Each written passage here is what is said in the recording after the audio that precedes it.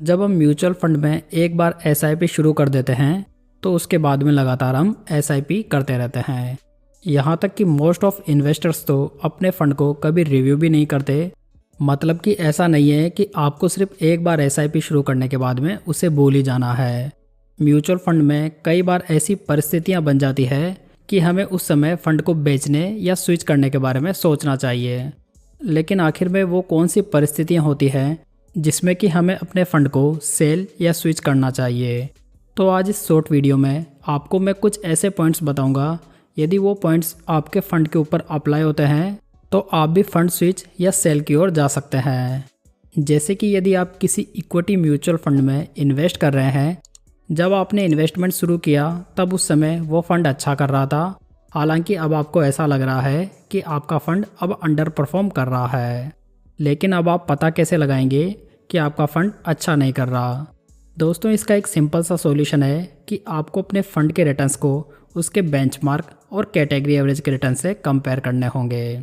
जैसे कि हम Axis ELSS tax saver fund का एग्जाम्पल लेते हैं, जो कि कुछ समय पहले तक ईएलएसएस कैटेगरी का one of the best fund हुआ करता था। साथ में आपको एक इम्पोर्टेंट बात ध्यान में रखनी है कि आप जब भी किसी फंड को वैल्यू करें तो आपको कम से कम 3 साल का वैल्यूएशन तो करना ही चाहिए। यदि एक्सिस टैक्स सेवर फंड में यदि आप लास्ट 5 ईयर्स में देखेंगे तो फंड के रिटर्न्स 16.26% रहे हैं, जबकि सेम पीरियड में बेंचमार्क के रिटर्न्स 20.90% रहे हैं और कैटेगरी एवरेज के रिटर्न्स 21.89% के हैं। इसके साथ ही फंड की रैंक 31 फंड्स में से 30 हो चुकी है। मतलब कि ये फंड पिछले 5 सालों से कैटेगरी एवरेज और बेंचमार्क दोनों से काफ़ी कम रिटर्न्स बना रहा है। सेम सिचुएशन आप यहाँ पर लास्ट 3 ईयर्स में देख सकते हैं, जहाँ पर इसकी रैंक लास्ट हो चुकी है। दोस्तों, 5 साल का पीरियड किसी भी फंड को अच्छा परफॉर्म करने के लिए सफिशिएंट टाइम होता है। यदि हम mirror asset large cap fund का एग्जाम्पल देखें तो ये फंड भी पिछले 5 सालों से कैटेगरी एवरेज और बेंचमार्क दोनों से काफ़ी अंडर परफॉर्म कर रहा है। दोस्तों, किसी भी एक्टिव म्यूचुअल फंड को अपने बेंचमार्क के रिटर्न्स को बीट करना काफ़ी इंपॉर्टेंट होता है, क्योंकि एक्टिव फंड में हम ज़्यादा एक्सपेंस रेशियो देते हैं। इसलिए फंड मैनेजर की जिम्मेदारी बनती है कि वो आपको कम से कम बेंचमार्क इंडेक्स से अधिक रिटर्न बना कर दें। जो ये तरीका मैंने आपको बताया है, यदि आप अपने फंड के ऊपर अप्लाई करेंगे तो आपको पता लग जाएगा कि आपको अपने फंड के साथ में क्या करना चाहिए। साथ ही यदि कोई फंड अपने बेंचमार्क से कम रिटर्न्स बना रहा है तो उसका अल्फ़ा भी डेफिनेटली कम होगा। फंड वैल्यूएशन के लिए आप सीधा फंड का अल्फ़ा भी देख सकते हैं, क्योंकि यदि अल्फ़ा नेगेटिव में आ चुका है तो ये एक अलार्मिंग सिचुएशन है। जैसे कि आप इस फंड का अल्फ़ा देख सकते हैं, जो कि नेगेटिव में 7.37% है, जो कि बहुत ही बैड अल्फ़ा माना जा सकता है। दोस्तों, दूसरी ओर एक सिंपल ट्रिक है कि आपको अपने इन्वेस्टेड फंड की स्टार रेटिंग चेक करनी है।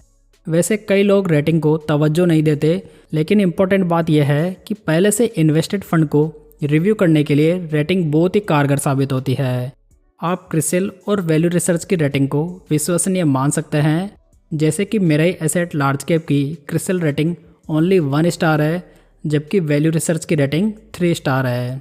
दोस्तों, यदि किसी भी रेटिंग एजेंसी ने यदि आपके फंड की रेटिंग को 1-2 स्टार तक डाउनग्रेड कर दिया है तो ये साफ साफ इंडिकेशन है कि आपका फंड अंडर परफॉर्मेंस दिखा रहा है।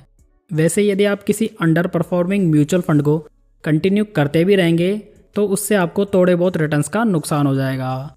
लेकिन यदि आप एक्टिवली अपने फंड को ट्रैक करेंगे और अंडर परफॉर्मिंग म्यूचुअल फंड को स्विच कर लेंगे तो आपको लॉन्ग टर्म में बेटर रिटर्न्स डेफिनेटली मिल जाएंगे। इसीलिए कई इन्वेस्टर्स एक्टिव म्यूचुअल फंड की जगह पैसिव म्यूचुअल फंड्स को कंसिडर करते हैं, जिन्हें कि उन्हें बार बार ट्रैक और रिव्यू करने की कोई आवश्यकता नहीं होती।